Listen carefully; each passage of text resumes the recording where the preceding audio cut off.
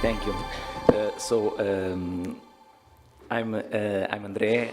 I'm from Portugal, also as Catarina. We have our VS. Good afternoon, everyone. Thank you for being here today. I'm addressing this really important, and this is really dear to me, the maternal health for migrant women. Building bridges and breaking barriers, we are all addressed in the previous presentation about this, and I'll give just a little bit of my experience in here. These are my conflicts of interest. So, I work in a hospital that is named Hospital Beatriz Angelo. Beatriz Angelo, Carolina, was one of the first medical doctors in Portugal and the first woman to vote in Portugal. So we're all about strong and empowered women. So, the barriers for migrant women.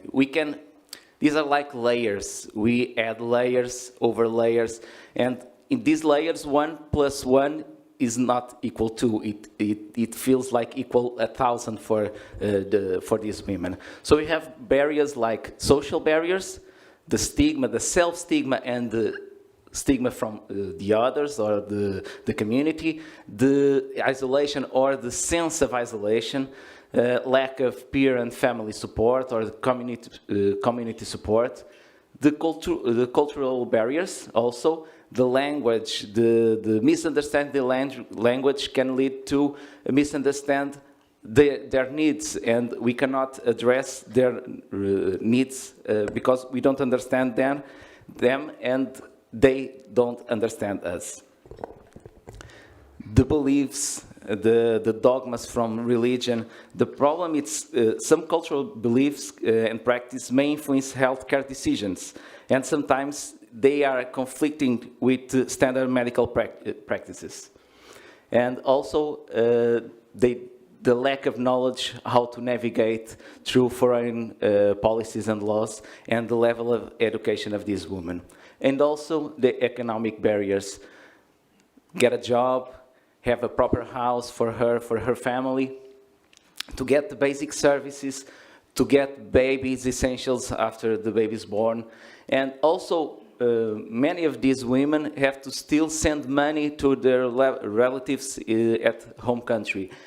And if they want to return to home country, if they have the means to that.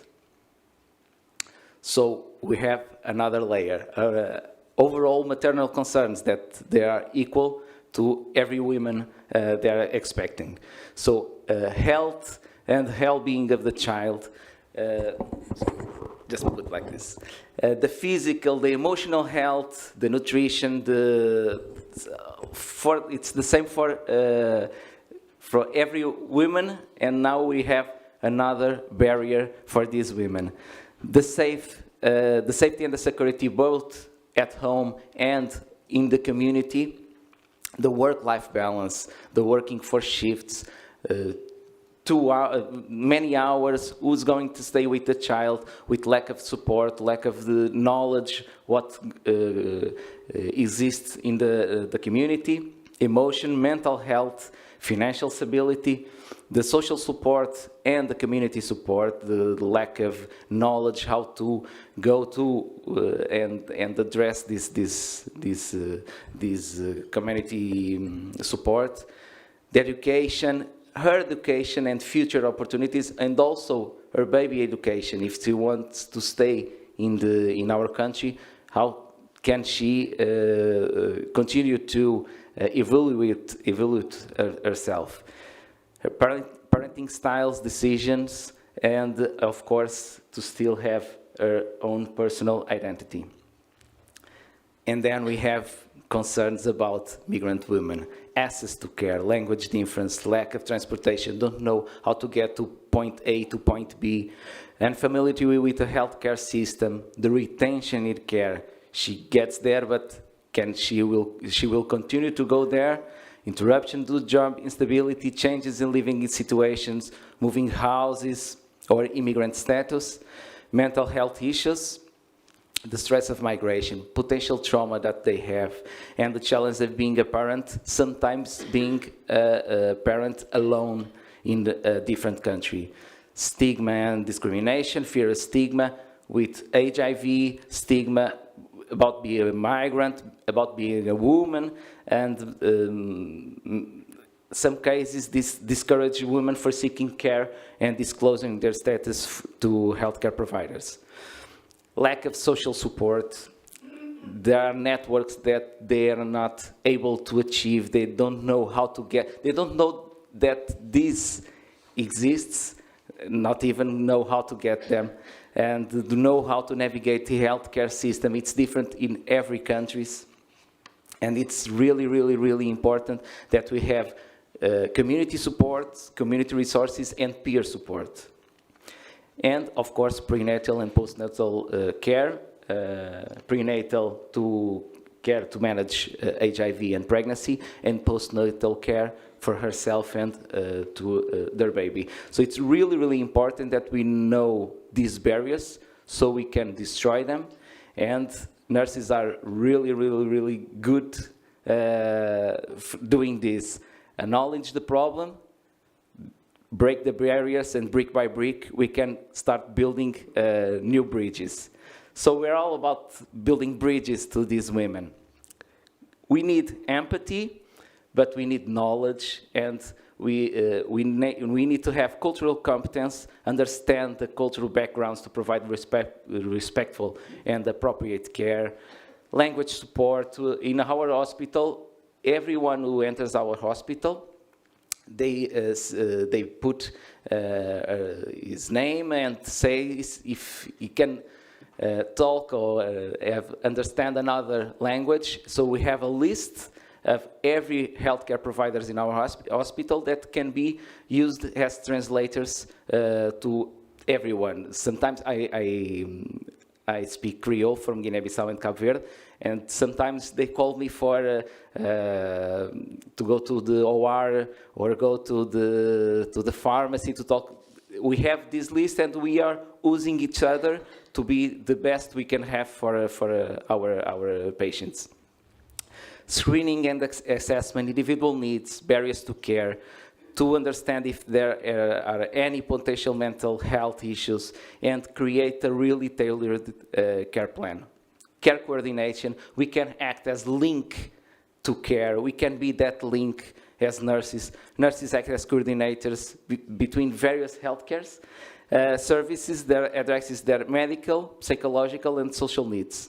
Building trusting relationship, be empathetic, be with an open and active conversation with these women. Talk about health concerns, life concerns, adherence to treatment and follow-up care, education and empowerment, education about HIV. Most of these women live with HIV for many years, but no one never sit with them and talk with them about HIV, about U equals U, and some stuff that it's really normal for us to address, but it's not usually addressed in their own countries. Empower these women to make informed decisions, not make these decisions for them. And be the advocate for them, the advocacy, help to navigate through policies, access resources, and that address discrimination or stigma.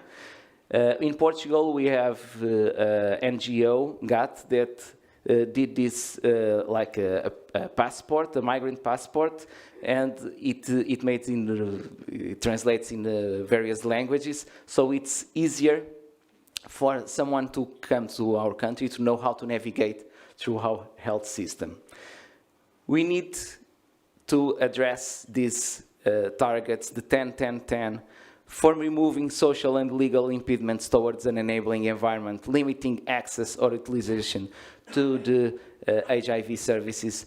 Less than 10% should have legal problems about living with HIV. Less than 10% should have problems with gender equality or live any kind of form of violence.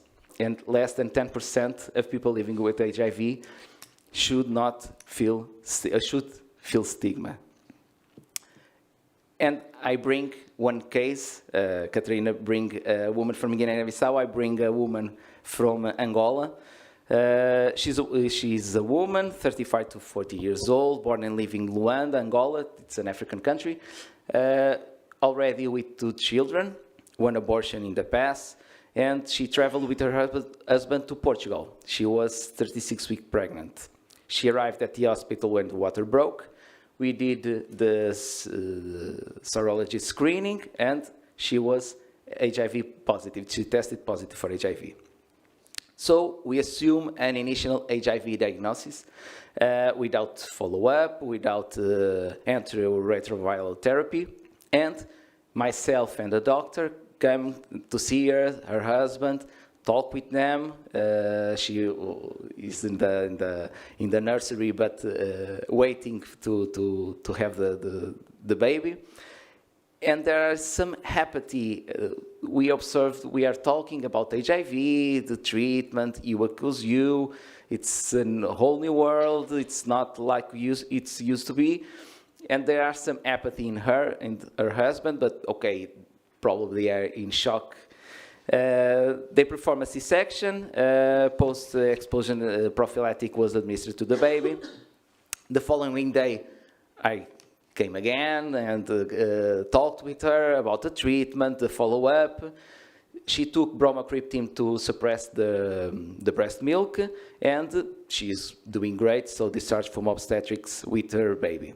Returns 1 week later to our hospital, and we go to see the blood results from earlier. So she's with undetectable viral load and with amazing CD4 count. Was she elite controller? Well, we break the barriers, we built many bridges with her, and she told us that she's living with HIV for over 6 years. She's on antiretroviral therapy. She brought pills from Angola, never stopped taking them. The late pregnancies was always monitoring Angola. The other 2 children are HIV negative. Her husband is living with HIV, but without follow-up because due to stigma in Angola. They didn't know how to navigate through Portugal health system, and they are afraid of being deported if she's disclosed that she's living with HIV. That's why they didn't tell us anything. She's really great. She's now between Portugal and Angola. She's returned to Angola after 5 months, always suppressed, always on medication. She's breastfeeding because she pretended to take bromocriptine because she didn't trusted the baby's formula in Angola, so she pretended to take bromocriptine. She didn't take it, and she's breastfeeding, and the child is amazing. Baby is healthy, is HIV negative, and we have one more barrier to address because we are still trying to her husband to begin the follow-up care in Angola because he cannot come to Portugal as frequent as she can. What did we learn? We have 2 ears, 1 mouth. We should hear twice as we speak. But when we speak, we should use our voice to help these women to get a voice. It's really important for us to understand these little stones, these little bricks that are building these barriers so we can remove it and build real bridges and help these women to get the access to the healthcare they deserve it and they have a right to do, so they can be happy. Thank you.